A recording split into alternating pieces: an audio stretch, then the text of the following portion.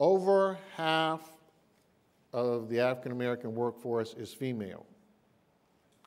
There is no way we can get black wages up until we end the gender discrimination in pay in the United States.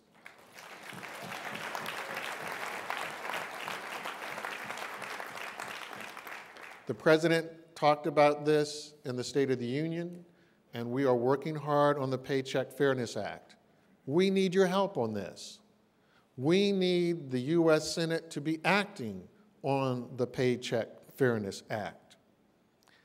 And now the rest of the world is caught up with us, because it's not just that black women are over half the workforce for African Americans. Women are now half the workforce for America. We can't get to where we're supposed to go. We're not trying to get back to where we were, because that wasn't a good place. We're trying to go to the right place. And we can't get where we're going to go until we end this gender pay gap. The House passed the bill. We need the Senate to pass the bill. The Senate Help Committee is acting on it now, but we need that legislation on the desk of the president to be signed. That act amends the Fair Labor Standards Act and the Equal Pay Act, and it comes up with stronger remedies, stronger enforcement, and it comes up with ways to help us fight discrimination against pay in a way that we currently don't have the tools to do.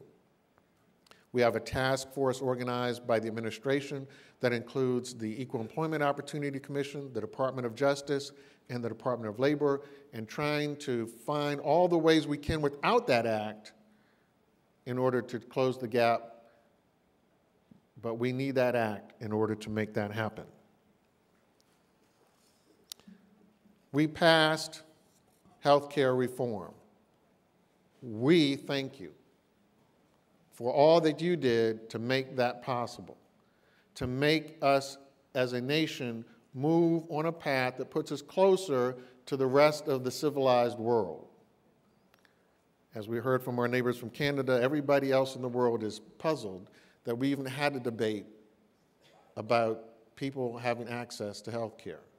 So thank you. You got us back to civilization. But that's only part of the story for American workers. American families need to have paid sick days.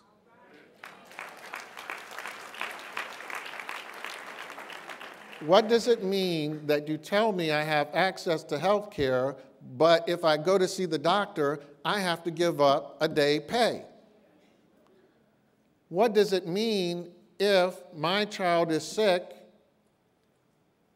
and I'm left with the option of, do I give up pay to put food on the table for the child, or do I send a sick child to school to be with other children?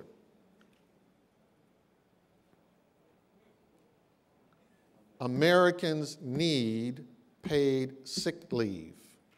The president and the administration support the Healthy Families Act.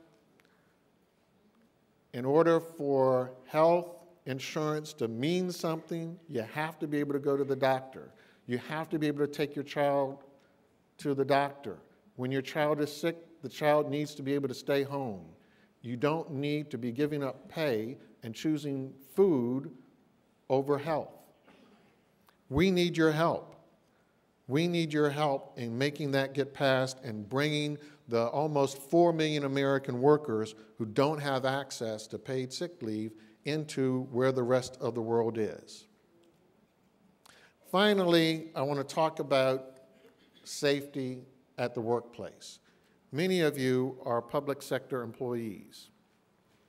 The irony of what we do at the Department of Labor at our Occupational Safety and Health Administration is that as the cleanup is proceeding in Louisiana and Mississippi and Alabama of this oil spill, and public sector workers will be on the front line of directing that cleanup, we don't regulate the safety of public employees.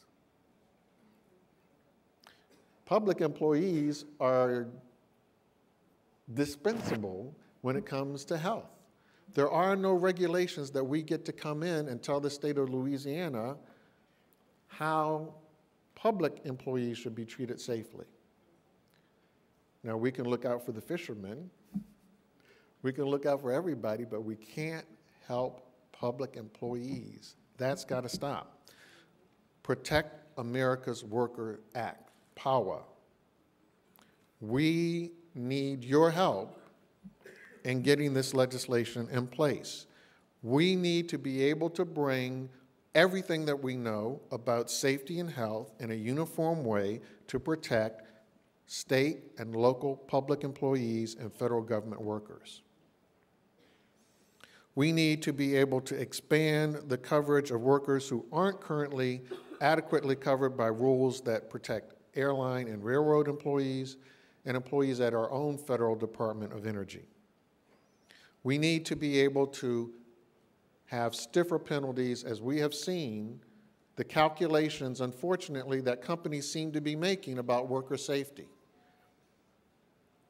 The 11 workers who died on that platform have been lost in the whole conversation about this oil leak.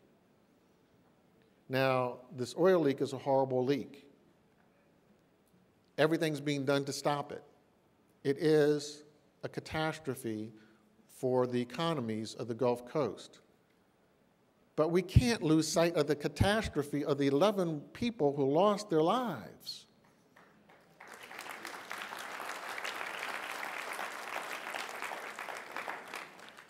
We need to be able to raise civil penalties. We need to be able to index those penalties to inflation. We need to be able to come up with mandatory minimum penalties for violations. We need a stronger set of rules that protect America's workers. And we need your help in making that happen. You got President Obama elected. You worked hard for that. You've worked hard in health care reform, in getting the Recovery Act passed, in getting us on a pathway to the right shoreline. But we need your help to get us where we really need to be, not where we were. We need to correct all the things that were the failures that got us in the stew in the first place. And we need your help in that struggle too. And that struggle is going to continue. It's going to get tougher. If in November the voices that want to say no win, because we won't get POWA, we won't get the Healthy Families Act, we won't get equal pay for women.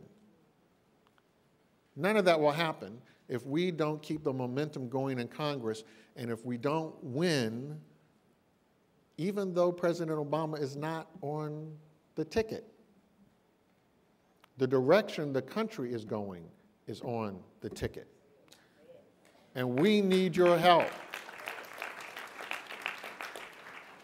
So when you go back home, please write your senators. Tell them you want safe workplaces. Tell them Americans deserve paid sick days. And tell them the day is gone when women work for less than men.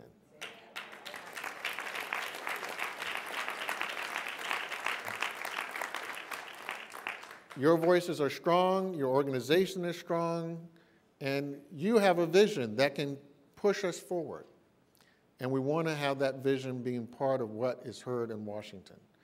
And your leadership, we want to thank Bill Lucy for your leadership. I want to thank you for being here and the work that you're going to do throughout this week and commit yourself to. And we want to say thank you again for everything that you've done. You make a difference. You are empowered. You have empowered yourselves. And as long as you have given yourselves power, no one can take it away. Thank you.